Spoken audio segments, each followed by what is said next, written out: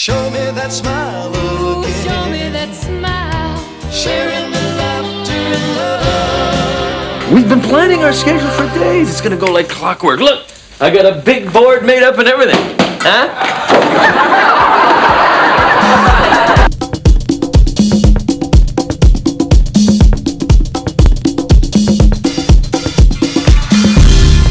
Alan's warmth and humor have been staples on Canadian and American television for years.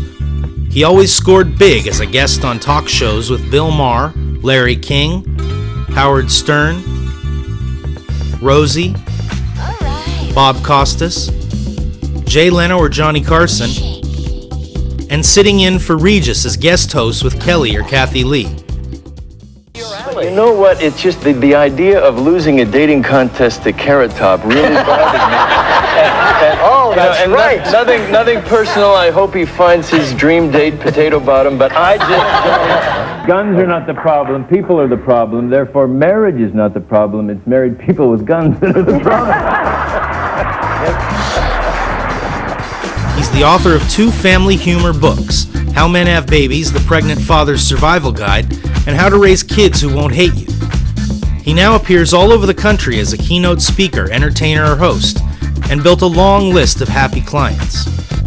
Anyone who books Alan always gets more than a comic. These are the Mulligan Awards, the Mullies will be presented. Now, if you're not familiar with the term Mulligan, comes from golf.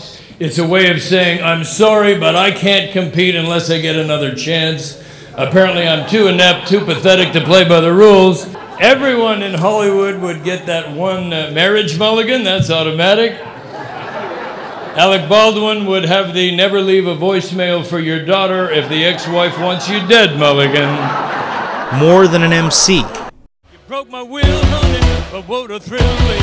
Goodness gracious, great balls of fire. You came along and you thrilled me, honey. You took my love and you spent my money. How many were afraid I'd sing the whole damn song?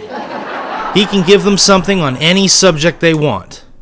2 nice-looking people in Hollywood get married. Neither one tells the other they both had a nose job. They give birth to a kid with a honker the size of the Baja Peninsula. The commercial was for new lightweight feminine napkins.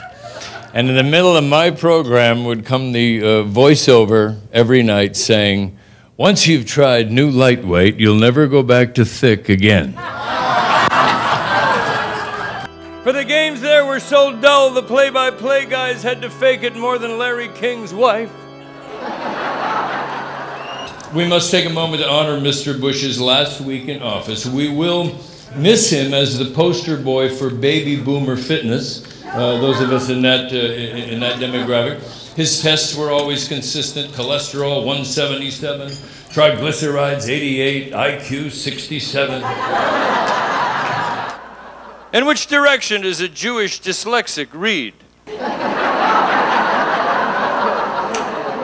Us Canadians, we can relate to Sarah Palin. We all had hockey moms. She was special, of course. She was Miss Wasilla.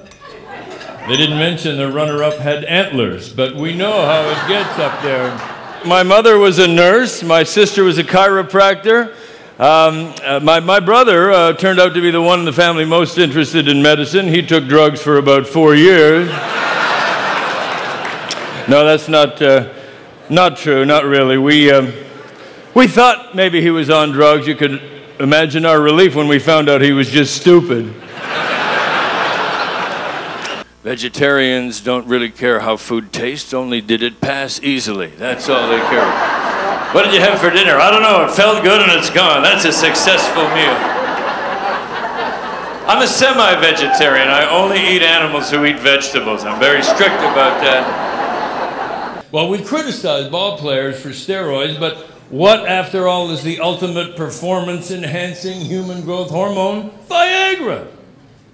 That's why steroid home runs, I think, should count for something. If I take Viagra and you want to put an asterisk beside my last 100 orgasms, I can live with that. Still have to get good wood on it, right, Bob? Hit it out of the park. Yeah. Don't tell me those home runs don't count. They do in my house. I don't want to be cremated. I want to be a nuisance to the end. I want to take up space in the ground.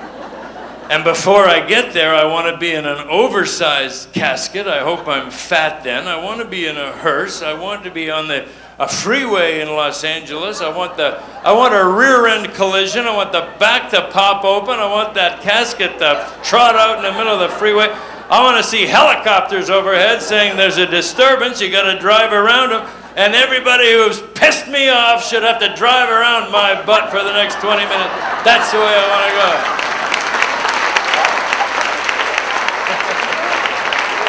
Alan Thicke, I'm talking to my good friend Jim Carrey, and I'd just like to ask you, Jim, is there anything that turns you on as much as my voice does?